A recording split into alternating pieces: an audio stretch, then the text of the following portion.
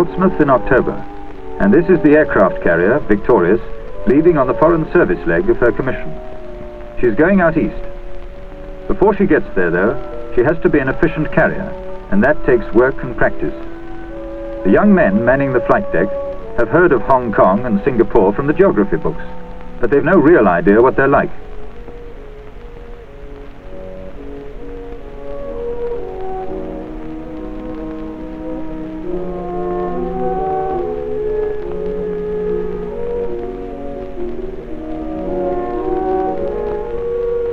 Before they get the chance of seeing them, they've a lot of hard work and practice to make the ship into an efficient fighting unit of the fleet.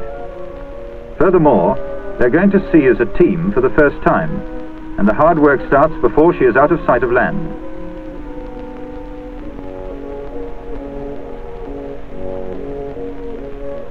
She's off to the Mediterranean for this practice, and after her squadrons have flown on, she makes her first stop at Gibraltar.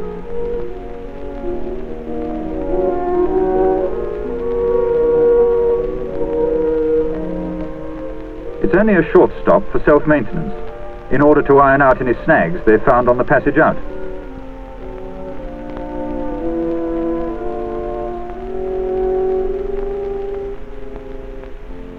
Jet aircraft and modern radar need a bit of knowing, but a few of the men off duty get a run ashore, and for some of them it's their first time abroad.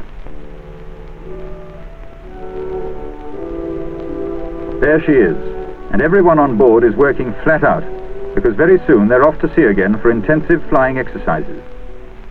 Nearing Malta, the Captain Air Mediterranean comes on board to arrange for these exercises, and so the helicopters fly ashore to play about on their own.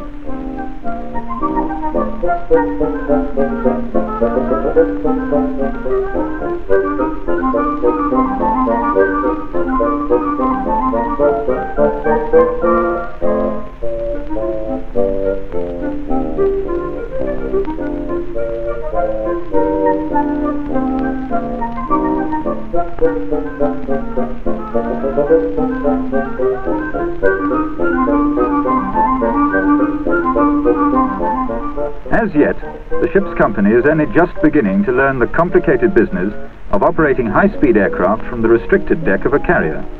The pilots have done all this before, but the flight deck parties have got it all to learn.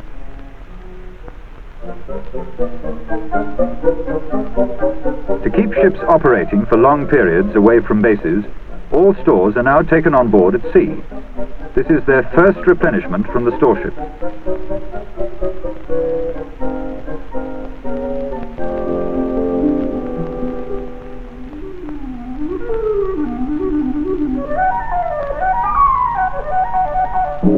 Off they go to Malta. This is the base of the Mediterranean fleet, and has been since the time of Nelson. She'll be going in and out of Malta often on exercises.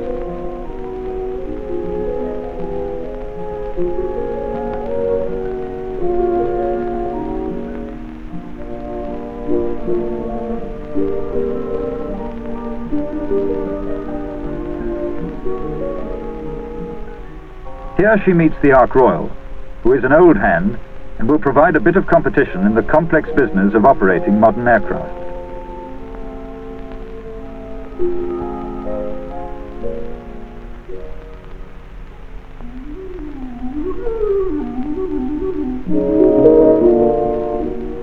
Even on a misty November morning, the way to see Vesuvius is from the Bay of Naples. This was a visit to show the flag, one of the important peacetime duties of the Navy, and a pleasant change from the serious job of working up to fighting efficiency.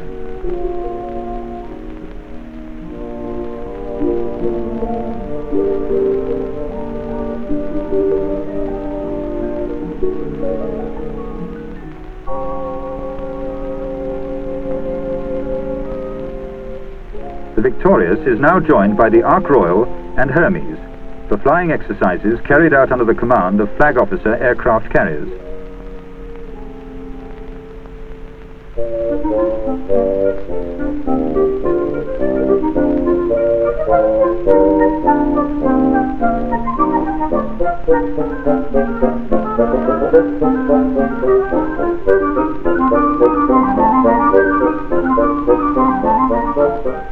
After that, the Victorious is off on her own, out of the Mediterranean and into the Atlantic for Cape Town. From now on, the routine is 4 days flying and 1 day's maintenance, night and day for 30 days straight.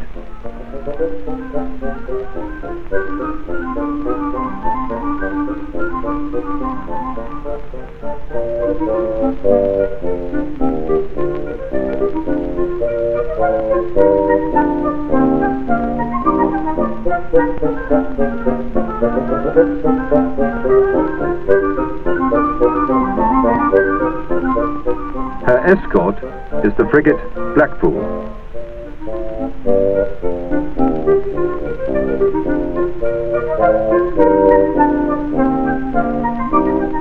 The only break is at 4 o'clock in the afternoon, when flying stops, so that the people who work down below, more than half the ship's company, get a chance of some fresh air and some exercise on the flight deck. She is getting into the tropics now, and though it's February, it's pretty hot below decks.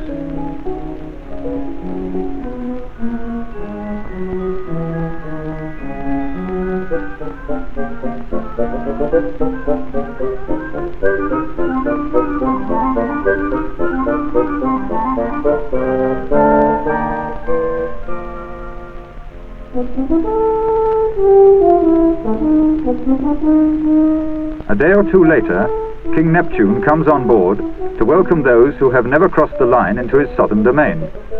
These ceremonies are an age-old custom of the sea, carried out by every ship crossing the equator, whether merchantman or warship.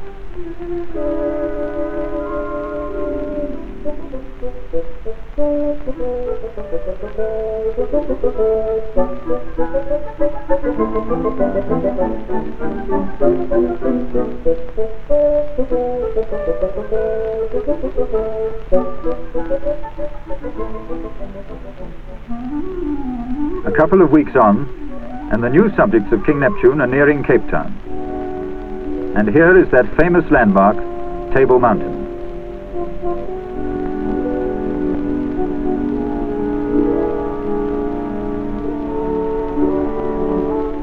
A most stately thing, said Drake, who saw it on his voyage around the world, and the fairest cape we saw in the whole circumference of the earth.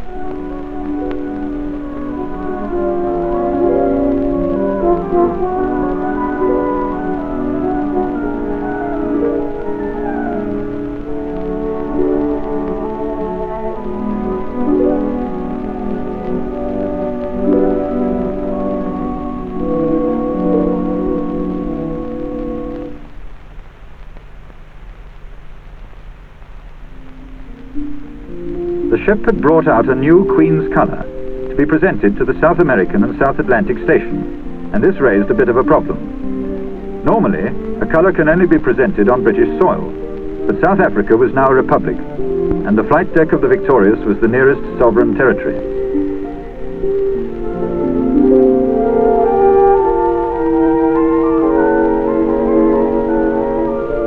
This was the first time a Queen's colour had been presented on board ship, and special dispensation had to be obtained from Her Majesty in order to do so.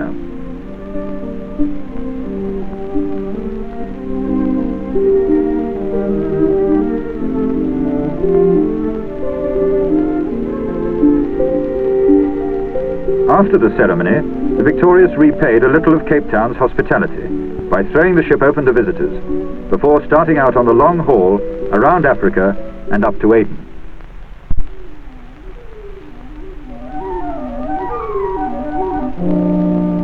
And this is Aden.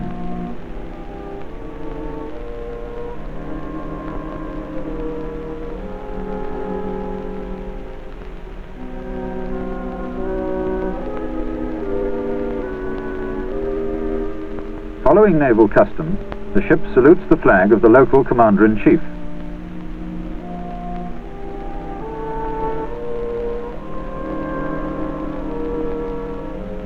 In the past, Aden was a coaling station on the way to India.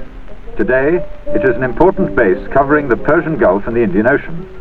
It is one of the hotter places of the world. There is no rainfall, and all water has to be distilled or imported. All right for camels, but not so good for sailors.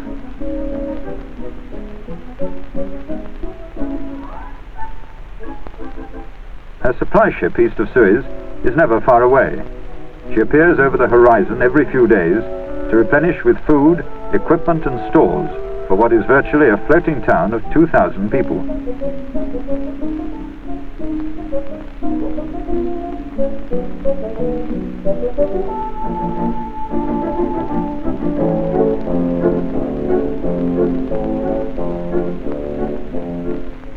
They couldn't carry on flying without a supply ship. You see, every time the carrier catapults an aircraft, one of these strops is expended. It falls into the sea and cannot be recovered. Normally, the ship produces her own oxygen for high-altitude flying.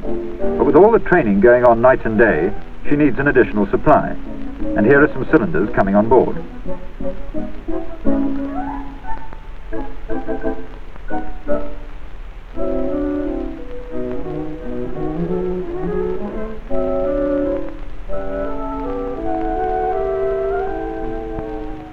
For this evolution, all hands are required, and some have better jobs than others.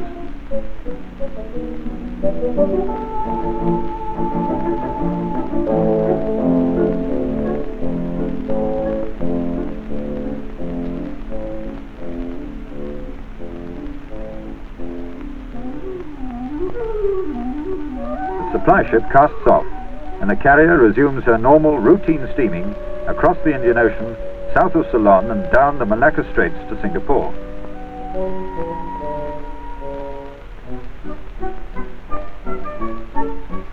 Now she is really out east. The tugs look different. The shore is different. The smell is new. It's steaming hot, and Portsmouth is 13,000 miles away. The Victorious is now a unit of the Far Eastern Fleet, and for 6 months she'll be under the orders of the Commander-in-Chief at Singapore.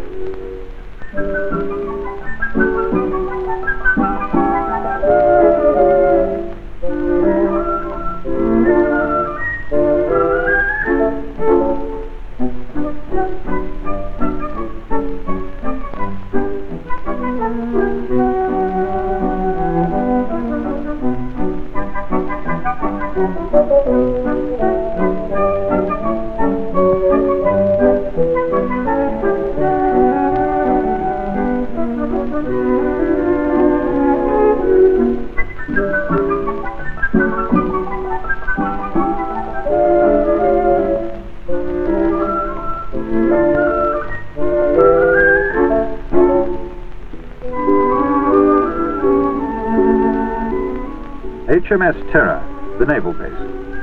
This is where the companies of ships on the station can get a change from their cramped quarters afloat. It's April, but it's hotter than any English summer. Here they can spread themselves and relax for a while in a sort of country club, but not for long.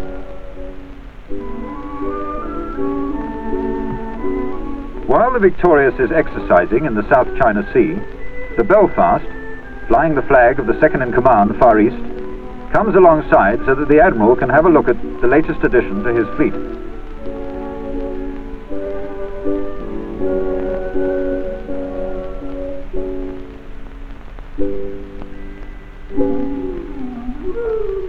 As a complete change from the bright lights of Singapore, the ship spent the weekend at an island where you can't spend any money. Pulau Tioman is an island off the coast of Malaya, where ships go to lead the simple life for a day or two between jobs. By this time, the Victorious had steamed 41,000 miles in 117 days at sea.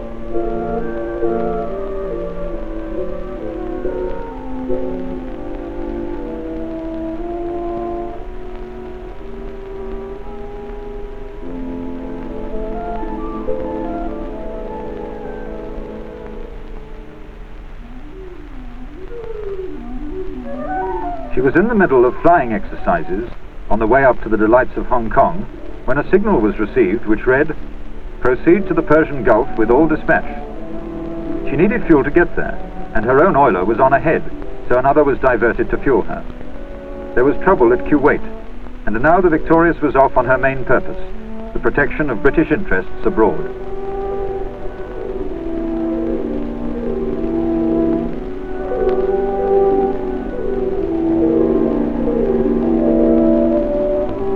With the Cassandra in company, she was off at full speed across the Indian Ocean again to the Persian Gulf.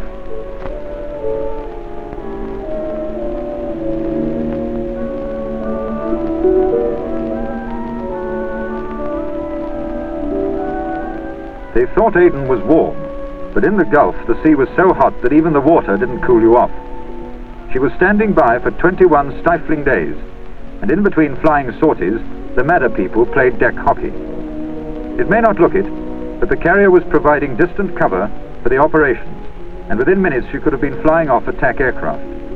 All the time, of course, constant watch was being kept by radar to see what was happening over Kuwait. One of the troubles in this part of the world is the sand which is blown off the desert out to sea and coats everything in sight. This meant that the squadron personnel were busy all the time keeping their jets clean.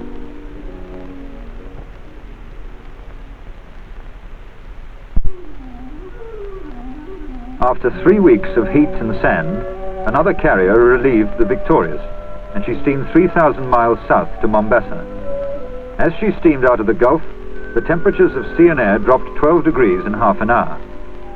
When you've been 7 weeks out of sight of land, cool breezes and a green countryside are a very pleasant relief.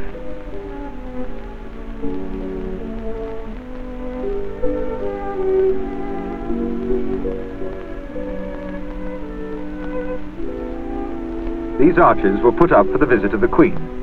They are the gateway to East Africa. This was the dry weather season, so as many of the ship's company as could be spared went up country on safari.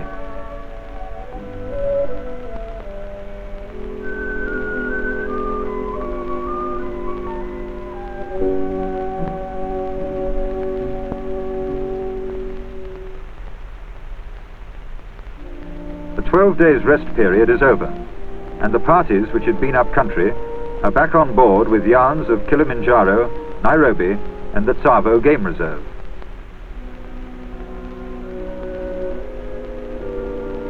Now back to the Far East with flying duties all the way.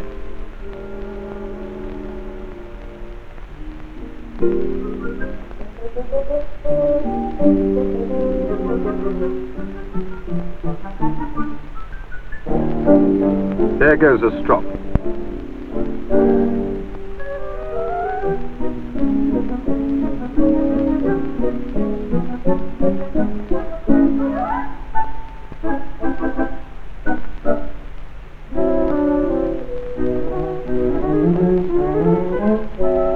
Clifford Pier and Singapore Roads. By this time, Victorious had been away just a year and steamed 80,000 miles, the equivalent of 3 times around the world.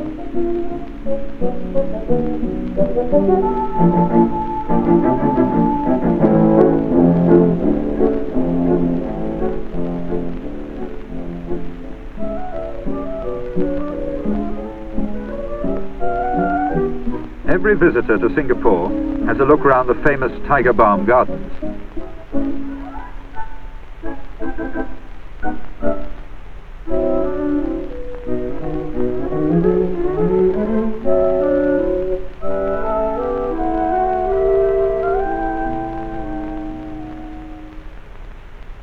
On this visit, there was a chance to give the landing parties some training ashore.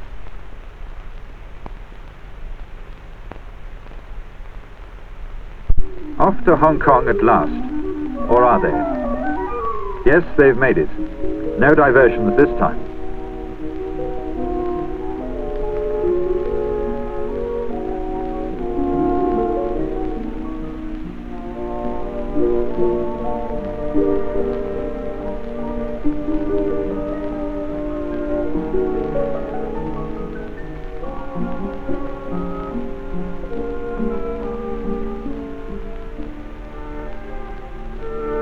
Look at this famous port now. 100 years ago, it was just a bare, rocky island with no houses, not a tree, and just a few fishermen. That was last century. Now, under the British, it's one of the busiest ports in the world with a population of millions.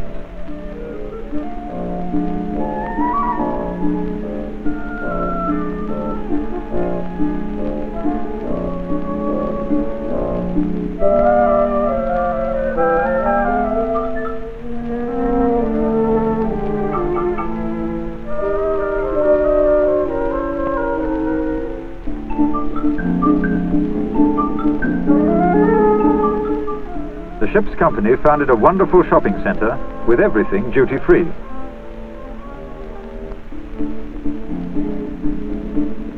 A large part of the local population are born, live their lives and die in these sampans, though they do their shopping ashore.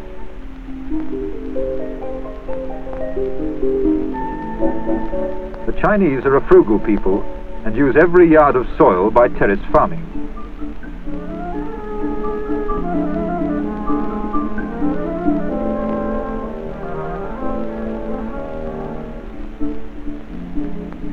Across the harbour from Hong Kong is the mainland, but when you see this sign, it's as well to obey it, for on the other side is Communist China.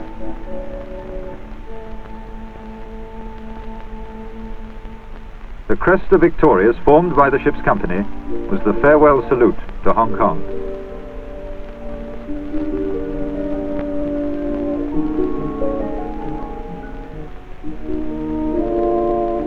Their next port of call was in the Philippines.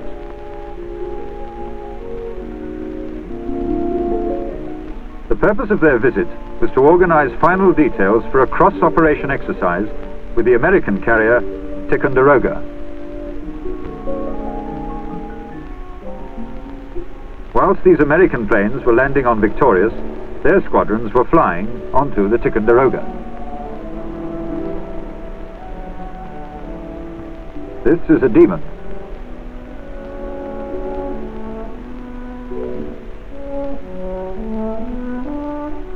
Now a Skyhawk.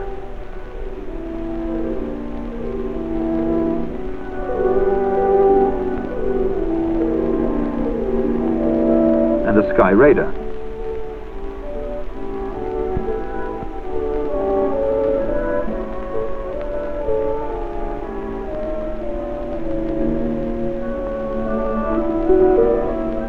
These combined exercises are all part of the training of the forces of the Southeast Asia Treaty Organization. The deck handling drills and signals are now common to all the navies of the free world.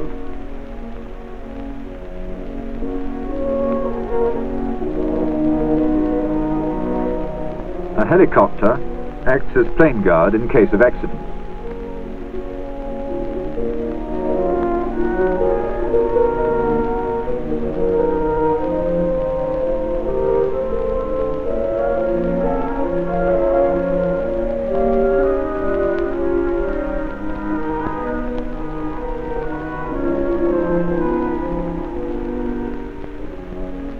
Homeward bound, and another diversion. You'll never know what will happen next. They were in the middle of the Indian Ocean when suddenly the ship was ordered to Mombasa. This time it was floods in Kenya, a rescue job for the helicopters. It had been raining for weeks, and the swift-flowing Subaki River had broken its banks and flooded miles of villages, fields and crops.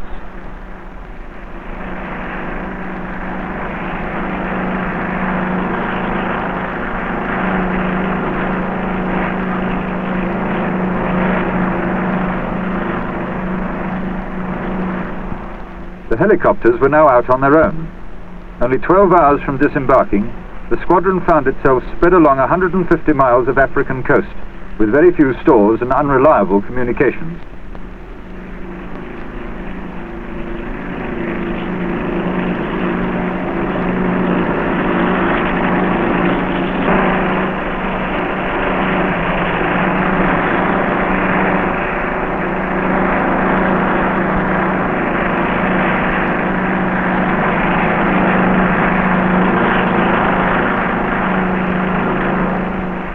Temporary bases were set up in the heart of the jungle, and from these the helicopters carried out their task.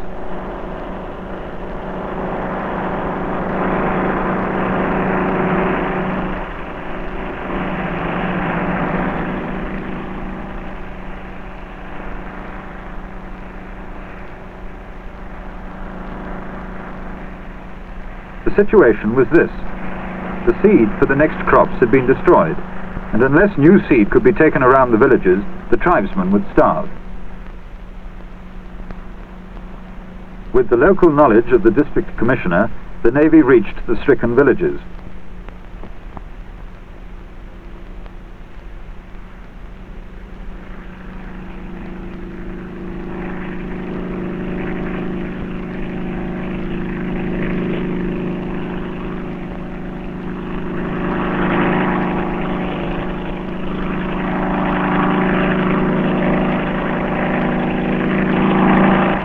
A second problem was the stranded cattle of the Masai tribesmen.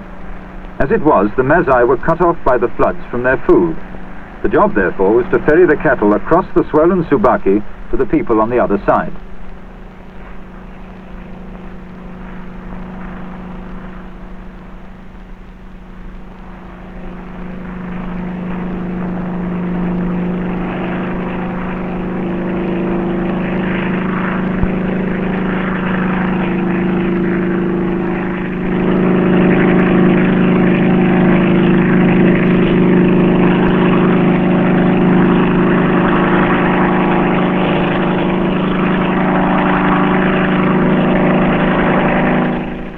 In one operation alone, the helicopters lifted 140 cattle in one day.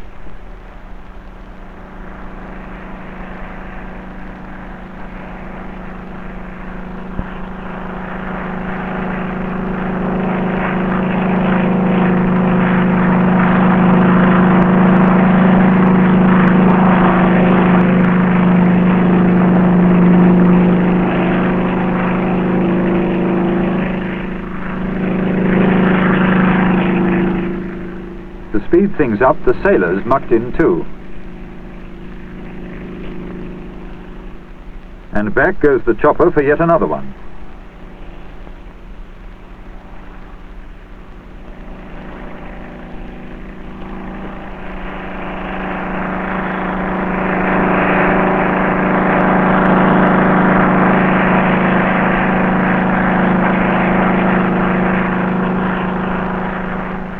Whilst this cow was admiring the view over Kenya, the Victorious had already reached Aden.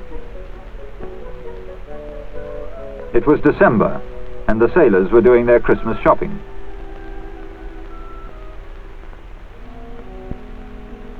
Two days later, they were at the entrance of the Suez Canal, 100 miles straight through the desert to the Mediterranean.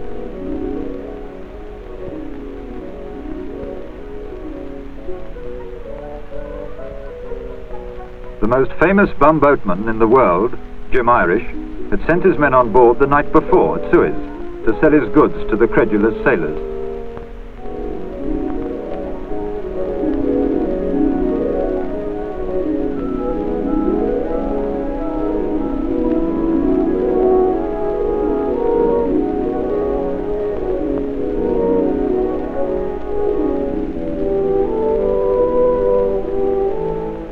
This isn't the first canal to join the Mediterranean with the Red Sea.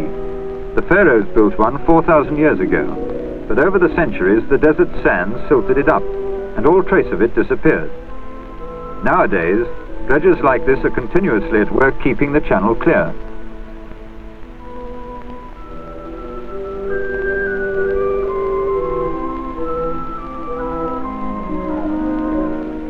But what all these fellows are thinking is, will we be home for Christmas? On past the Anzac Memorial, out into the Mediterranean, and a quick look in at Malta to take in fuel for a fast trip home.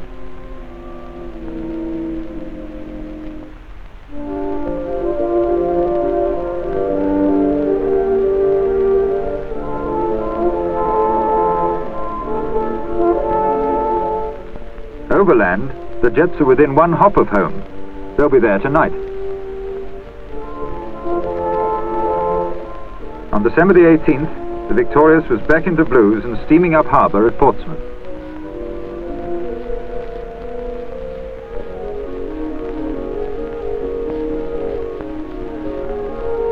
Those presents will come in useful for Christmas, and that suntan will look pretty good around the Christmas tree.